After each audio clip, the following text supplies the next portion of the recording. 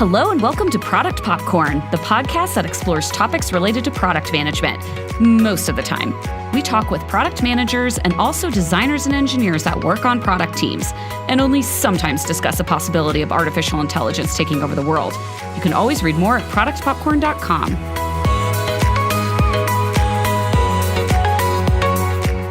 So this is the last podcast episode of the year, so I just wanted to wrap up 2017 and look forward to 2018. First off, thank you to all of the listeners for all of your support over the last few months. We have listeners in the US, Australia, France, the UK, Ecuador, India, Ireland, Germany, and the Philippines, just to name a few. So I really hope you all keep listening next year and share the podcast with other product managers, because next year is going to be even better. So, what to look forward to for 2018? Oh my God, so much stuff. First off, if you follow me on Twitter or Instagram, you'll see even more red pandas. Oh yeah, and product management advice. If you read my blog on productpopcorn.com, I've posted a huge comprehensive list of free online classes for product managers if you're trying to amp up your skills for 2018. Link in the show notes. I'm also going to work on building the Product Popcorn community. I just started a Facebook group, so I'll put a link in the show notes, and feel free to join so you can tell me what you'd like to hear more of, and also just talk to each other about any of the topics in the episodes. Okay, so having said all of that, we can get to this week's episode. Today we have Jeff Weiland on the show, who's an applications architect for Spectrum. Do you know how to work well with your architect? Need some tips? Well, you've come to the right place.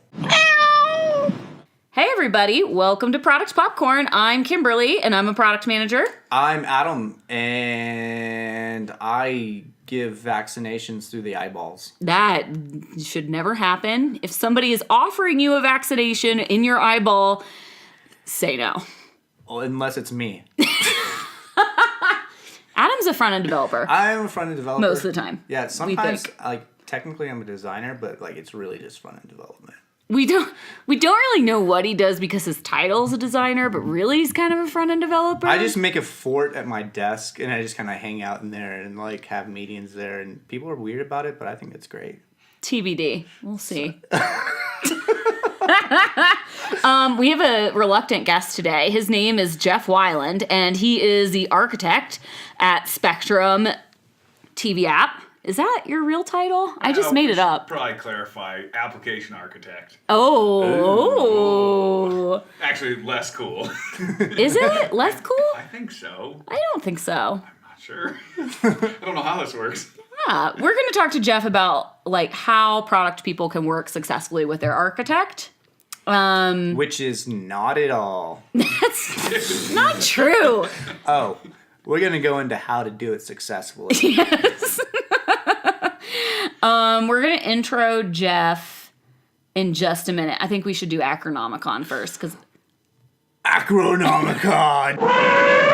She just, almost, had a sentence that she was going to complete and just, saw that I had already taken a breath and was ready for Acronomicon. And then just I'm going to let it happen. Yeah, I liked it. I have, a bunch of, really random acronyms that I wrote down a while ago when I knew that Jeff was coming, and then I haven't looked at him since. So, we'll start with VM, which if you guys see your architect or your dev teams, running around, with VM and emails, which I do a lot, it's virtual machine.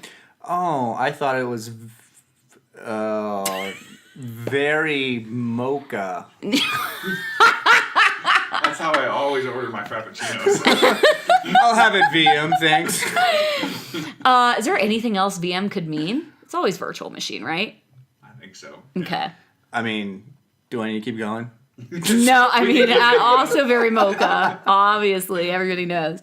I also have, and everybody should know this, but again, this is Acronomicon. This is for the newbies. I have OS in there. Which, of course, stands for ostrich.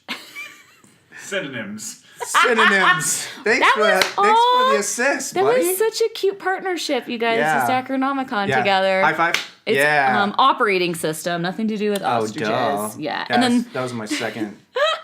mainly it's ostrich synonyms, but secondary acronym is operating We're system. discussing computing terms, right? Yeah. I mean, sometimes which it's we still don't do. ostrich synonyms. It's a brand new field of computing. It's the next deep learning. Which I can honestly think of 0 ostrich synonyms right now. Osprey? I don't know. Feather raptors. They're scary. They are scary. Have They're you guys terrifying. met an ostrich in real life? Yes. Good grief. I was like on a safari thing, like one of those drive safari things. Africa? No, this was in Texas. Yeah. Mm-hmm. Oh. And no, we got a lot of Sounds ostriches back questionable. there. I mean, they were real ostriches. I believe I'm it. about 87% sure it wasn't An emu? Emu or like mechanical. You think it was like a Westworld ostrich? It could, I mean, I don't know. Oh, I was thinking Jurassic Park. Well, Ooh. we those guys are like they have no personal bubble because like we stopped and then like just boop stuck his head right in the car and I'm like, Well, okay. Adam, I've been to Africa and I've seen ostriches in the Serengeti, and I feel like they do have a bubble when they're not in like a safari park in Texas. yeah, probably they're used to getting fed and they're just like bam, Exactly. and they're like feed me or I will peck your eyes out. I'm just imagining an ostrich with his head through the window saying, "Have you heard about our Lord and Savior Jesus Christ?" And then I'm holding something up and going ah. These are all great images. I have one more acronym. Okay. So when I was at Spectrum, I used to have to look at a lot of these. It's SDK. Which of course stands for salamander detrimental Kamikazes. kamikazes.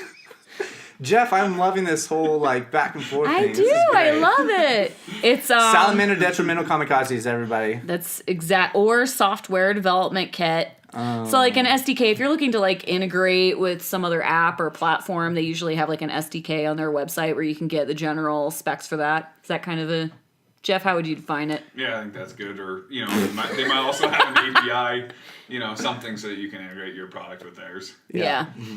How is an SDK different from like API documentation typically? Usually an SDK is going to have like a whole library. So let's say you were working in like iOS, they would give you a whole library that Whoa, then you these can just... acronyms. Yeah. Library is not an acronym, it's a word. He said iOS. Oh my God. Go on. So, they'll give you a whole library and then you can just easily write code around that. Whereas like an API typically is going to be just hosted on the web and you'll have to write probably some sort of interface around that to kind of abstract it. We're just learning shit left and right. Look at us. Can I ask a question? What Yeah. does the I stand for? In iOS? Yeah, is it just I? It's just like iTunes, like iPod. It's the I operating operating system. Maybe because it's all about you. I feel like Apple kind of phoned that one in a little bit. I think it's brilliant. Let's play a game to intro Jeff, and it's called This or That. Jeff looks terrified. You guys can't see his face. I'm going to go with that. No, you haven't played. Okay. Yes, this is terrified. This, and I would like to go to that. So we played this game in episode 2. For everybody that has What not... we did? Yeah. Episode 2? With D. Oh. Yeah. Was I? I'm bringing it back. I was drunk. Probably, yes. So in episodes 1 and 2 of Product Popcorn are quite terrible. Just FYI. You know what? We didn't know what we were doing, I think It's context. like beta. I think the context is good. Like the content is what I'm talking about, not context. Content was good. The sound was recorded in your kitchen, which was bad. a terrible It was idea. bad. We figured it out since then. But yeah.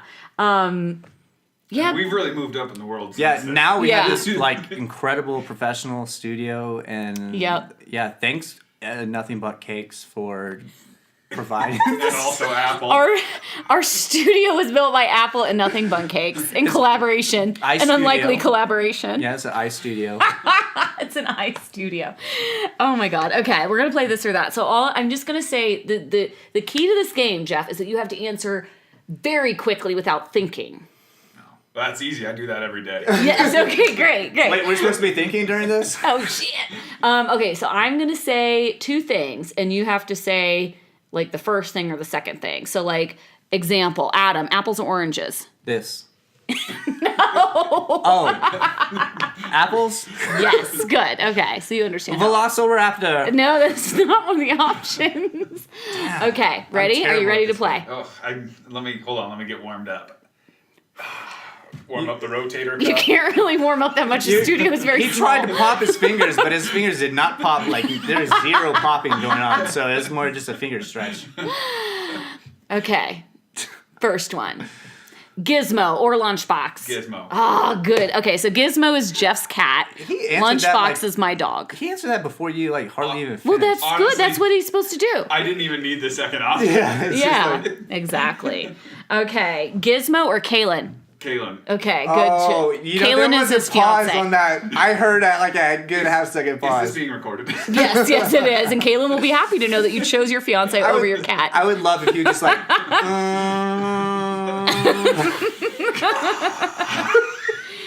All right, Jeff, I need you to concentrate very hard for this one. It's very important. All right. Spectrum or Comcast? Spectrum. Spectrum or DirecTV? Spectrum. Good. You're still employed. My job relies on this. Employment. Okay, next one. Microservices or not microservices? Crap. He's like, wow, that's a great answer. That's option 3. We'll go with that. We'll go with that. Pandas or red pandas? Pandas. No. What? Yeah. Have you seen what a red panda looks like? Jeff, have you know, listened to this adorable. podcast ever? Have you tasted a red panda? This is awkward. He's like, I have never listened to this podcast. We love red pandas here at Product Popcorn, and we advocate for them regularly. Yeah, you should see the email I got from Kim yesterday. Requesting about 20 images from Shutterstock of red pandas with various facial expressions. But, you know, to be honest, I was like, really? This many images? And then I click on one and be like, aww. Exactly. Application architect or architect? Architect. What? Yeah. That's against yourself. Right. What is the difference? Okay, let's start with okay, you said that you're an applications architect. Application or applications architect? No S. No Singular. S. Application architect. What about a Z? First. Depending if you're in Australia or the UK, yes. Applications. It's actually pronounced Zed. In that Zed. case. Oh, Yeah. Mm-hmm. Zed. Even in Canada, they say Zed. Anyway, okay. So, application architect at Spectrum. What does that mean? Like, explain to us what your job is. Specifically for Spectrum, what that means is that I'm just working on the UI portion of the application. So we've got our teams kind of broken up based on UI, backend services, set-top box software, and there are a few other groups involved in that. But I'm specifically siloed in the UI architecture.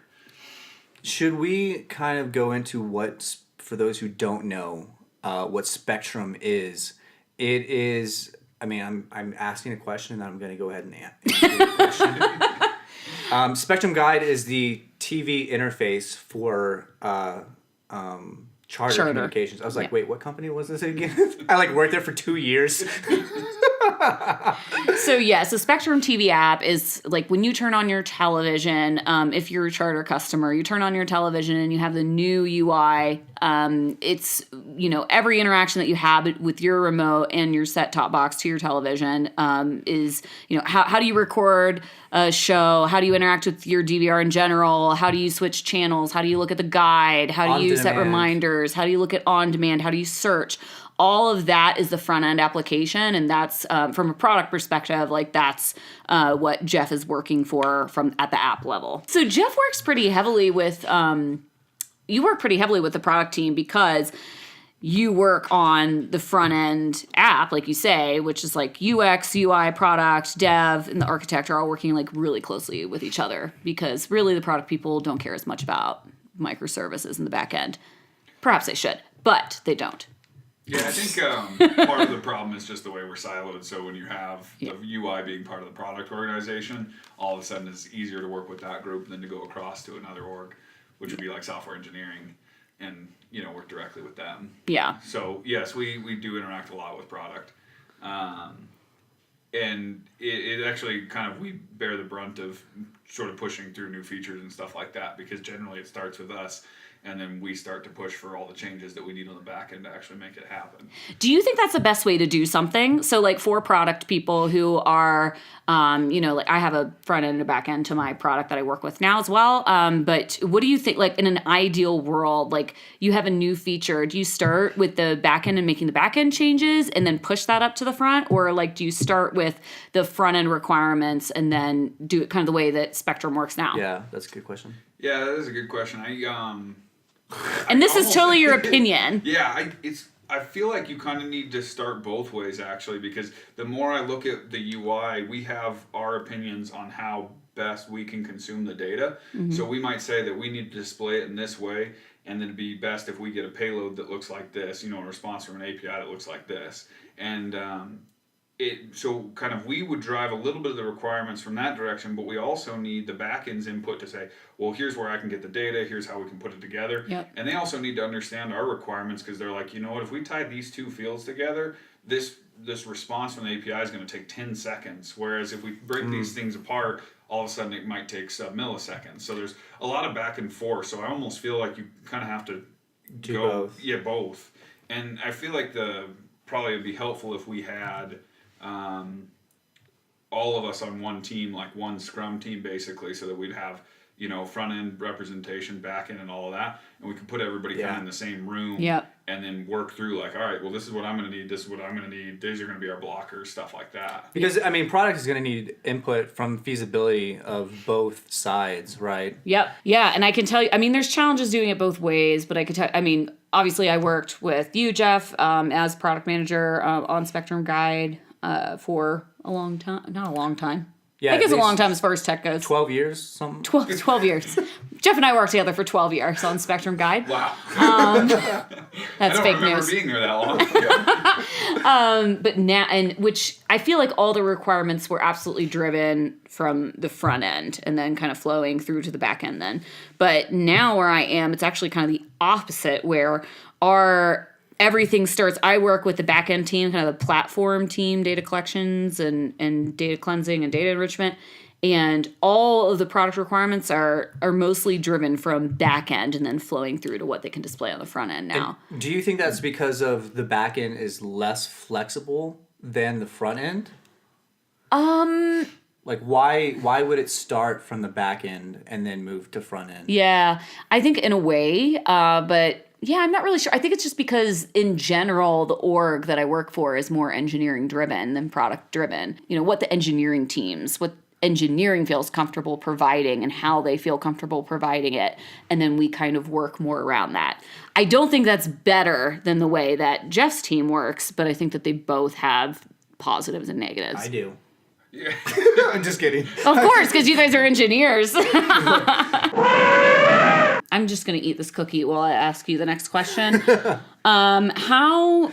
I thought you were using some sort of like weird like industry term of like, I'm just going to eat this cookie and ask this question. No, this is a literal cookie. I was like, oh yeah, literal cookie. It's a I was like, literal wow, cookie. I'm just not informed on these. It's a bundt cake. Thank you, sponsor everything bundt cakes. And apple. What do you like? How do you? If you could have your ideal like working relationship with product, like what does that look like? You could just say like what works well in your relationship working with product now, and like what would you improve? Like, would you have product more involved with the back end and like determining the requirements for the API responses? Probably not at that level. No. Okay. I think it's good on the where we're at with like defining user stories and things like that. I think product's gotten more and more involved in understanding some of our constraints and things like that. So we're having better conversations now around just the way we've architected this, that we can't do these 5 things very well or whatever it might be. So I don't know. I think that's been overall our relationship's gotten better, and what we're doing right now works, which I don't even know how to necessarily explain what we're doing. But, yeah, sure.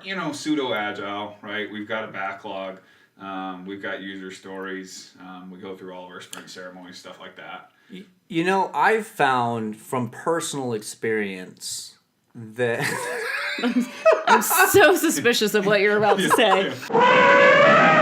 Okay, for all the podcast listeners, I just had to edit out everything that Adam said because it was disgusting, but and he used really weird words. But he was saying that we should have dance parties between front and back end. Dance And part- product. I think dancing is maybe a little unrealistic. So, However, happy hours are fun. There is an underlying truth to my ridiculousness here. Is that I've experienced that having like outings or bondings and stuff like that, and having teams become more familiar with each other and to like casually talk about problems and that sort of thing outside of a work environment is immensely successful. I do think like investing in personal relationships, between like like we're doing right now outside of work, but we don't work together, but we used to. We may in the future. Yeah. Yeah, you never know. It's a small world. Right. But I think like if you look at it this way, if I have a friendship with someone on the back end, if we had a connection when we were we bonded at some work happy hour or some work event or whatever, I am going to naturally be more understanding of their problems and their concerns than someone who I don't even know. It's so true. And I mean, it's like, I guess it really shouldn't be like that in a professional setting, but it totally is. I think it's just like the human nature. Yeah. All the process that we have at Charter, at the end of the day, it's really, I've got someone's phone number on a certain team and I need to get something done. Let me call them up and be like, hey, dude, can I get a favor? Yeah. And then it goes both ways, right? They call me up sometimes and say, hey, we really need help with this. That was definitely the way it worked with you and I. When I worked at Spectrum, I was just like, oh, Jeff, where is he? Jeff, so like some of our new product manager listeners know, and we probably should have started with this, but I'm just going all over the place today. What if I'm a new product manager and I'm working on my team and I have an architect and I have, let's say, 5 developers? What is the difference between the role of the developers and the role of the architect? I think it can be generally fluid, and it's kind of how you define it. Typically what you're going to see is that the architect is going to spend less time developing and more time doing high-level designs, components, stuff like that. And then the developers will be taking whatever they come up with and implement. I think it really ranges. I've been to places where architects don't even have access to the code. I mean, really? Not literally, but to the point where they would never open it up. Sure. Whereas other places, the architect's coding just as much as me, and maybe minus a couple hours a week to help out with some high level things, because sometimes it sort of depends on where you're at with your state of your product. If you're more like a maintenance mode, you definitely need someone that's still sort of steering the ship. But their time is probably not going to be 100% dedicated to doing design. That's not very helpful at that state of the project. If I'm a product manager and I'm working on, an enterprise team, and let's say I didn't have an architect at my last job, when do I consider pulling an architect into a meeting or, feature requirements? Like, at what point, what am I asking my architect that I'm not asking my developer? I know it, at least at my job, like I ask my engineers first, and usually they kind of self-regulate. They're like, oh, you should bring our architect in. Yeah, it is kind of funny like that, right? It almost seems like people know the bounds of where they kind of start to feel uncomfortable and say, this is getting to be a big enough problem or big enough decision that you need to bring in the architect to kind of give their blessing for it. That was an unfair question because it's actually really hard to define that boundary. But I think I like that. I think you should start smaller and be like, if you can get a straight answer out of a single developer and just take a little bit of their time, or rather than the time of an architect. No, it absolutely is. Right, yeah. in a meeting, and if you can just get like a developer's opinion and have that answer presented to you, but But the product person also needs to realize when, as Jeff is saying, like when does that seemingly small feature, small change affect the bigger picture, and like at what point does the architect actually need to have some weigh in into how that is affecting the bigger picture? That's kind of more than art than in science, I would say. Yeah, I think it is. That's a professional discernment. Yeah. That's something maybe just as a product person you get better with over time, and to understand how can product people get better at understanding like the general architecture of the back end application if they're working on, let's say, the UI mostly, but understanding the back end I have always advocated for as a PM, because it's going to help you understand what's feasible and what's not with your product and what business decisions you can make. So like if you had any advice for a product person, like to understand more of the architecture, how can they do that? I think probably the easiest thing would be to talk to the architect and or developers. I think either one would work, but typically I just say start with the architect and say, can I get a high level picture, and also maybe say, I'll spend some time documenting if you don't have any documentation. So you'll get two things out of it. So you'll gain some knowledge on the product side, but then you'll also gain some documentation that's reusable now for the next person that's kind of interested in learning about the system. And then you just kind of keep iterating on that. And like you can start very high, and then you just start digging down the more you need it, and start digging down in the areas that you need right now. And then as things become more important, because you're starting to touch those features or whatever it is, right? Keep on doing that. So like as a sell point for the architect, the product can be like, you know what, I can save you some of these questions in the future by giving you a reference to some documentation if you answered this question for me. I mean, definitely Jeff was super helpful for me when I worked at Charter I remember we would whiteboard pieces of architecture, and then I would, like you said, I would try to document them and keep them in Confluence and reference. And I think that's a huge opportunity for product. Seriously, if you can pull information out of a technical resource that does not have time to document information that they just have carrying around in their head, you will be a go-to product manager. That has been my experience. If you can I used to whiteboard with Jeff, and then I would take all that information and put it in Confluence, and I'd have people constantly, asking me, where did you put that diagram in Confluence about, the architecture of this piece, that piece? And it would just be because I would force Jeff to sit in a room with me and whiteboard for a half hour at a time. I think an important thing that I've noticed is, I've seen this at Shutterstock at least, is that when you have a question about something, they point you to the documentation rather than just answering it outright, because that's not going to serve you as well. Because when you point someone to the documentation and they can't answer that question from the documentation, you're like, hey, there is a hole there that we haven't filled that is now apparent to us because this person can't figure this out from our documentation. Do you have any final words of wisdom for us, Jeff? Words of wisdom. You don't have to, but I mean, just as optional.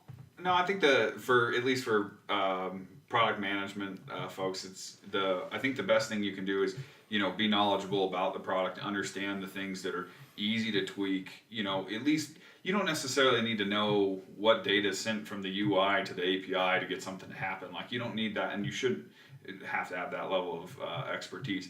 But I think just knowing the knobs that you can tweak, general overall system architecture, and then you can kind of take a glance at something when a requirement comes in. You can say, how feasible is this? Based on the knobs that I know that I can tweak, and you can start getting an idea of, I'm going to go and talk to the development team, and they're going to say this is going to take me 2 weeks for this thing, or when I go to them and say this, they're going to tell me that it's going to take 6 months. Just kind of understanding how the size of things, and the other thing I'd say too is just overall priority. I think the one thing that Agile stresses is one backlog and have a prioritized backlog, and the one thing I've noticed is that I've never seen a prioritized backlog. So. Jeff, thank you so much for being on the podcast. Yeah, taking time out of your Sunday. Yeah, I was going to architect a few things. Good luck. Sorry, Jeff's team. No time from him today for architecture. All right, everybody. Thanks for listening. We'll see you next week. Bye. Thanks for listening to Product Popcorn. You can subscribe to the podcast or leave a review on iTunes, Google Play, or Stitcher. You can always read more at productpopcorn.com or follow us on Twitter at Product Popcorn.